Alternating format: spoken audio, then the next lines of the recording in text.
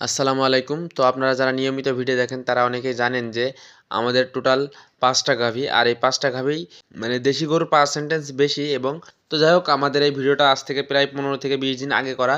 আলহামদুলিল্লাহ আমাদের ৫টা গাভীর ভিতর থেকে ৪টা গাভী প্রেগনেন্ট। তো এই গাভীটারও আমরা বীজ দিছিলাম আজ থেকে ৪ মাস আগে।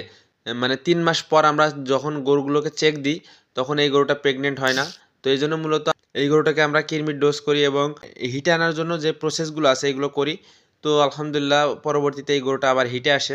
এই গরুটাকে আবারও বীজ দিই, যেহেতু একটা শাহিওয়াল জাতের একটা গরু, আমরা একটা শাহিওয়াল জাতের বীজ দিই। তো এটা মূলত আমাদের গরু যখন আমরা মাঠে চড়িয়ে খাওয়াছিলাম তখন এই গরুটা হিটে আসছিল, তখনই গরুটাকে বীজ দিই। কিন্তু দুঃখজনক বিষয় হলো যে কোনো কারণে গরুটা মিস করে।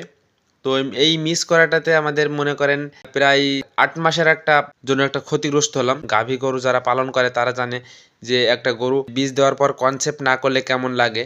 তো যাই হোক, আল্লাহর রহমতে আমরা পাস হইনি, কারণ আমরা এগুলোর থেকে অভ্যস্ত। এইরকম হয়ে থাকে, আমরা জানি যে এটা হয় অনেক সময়, আর দীর্ঘদিন অনেক সময় ডাকেও আসে না। তো যাই হোক, আমাদের এটা নিয়ে আমরা অভ্যস্ত হয়ে গেছি। তো এই গরুটা যেহেতু হিটে এসছে বা আমরা বীজ দিছি, তো এখন আমরা যেহেতু একবার মিস হয়ে গিয়েছে, তো এই জন্য আমরা মূলত এই গরুটাকে এখন দানাদার যে খাবারটা আছে এই খাবারটা এখন বর্তমানে আমরা কমিয়ে দেবো।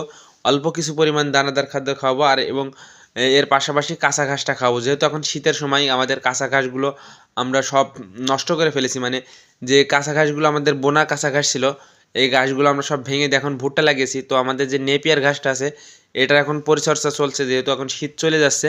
শীতের সময় নেপিয়ার ঘাসটা খুব একটা ভালো হয় না, এই জন্য আমরা পরিচর্যাটা ওইভাবে আর করি না।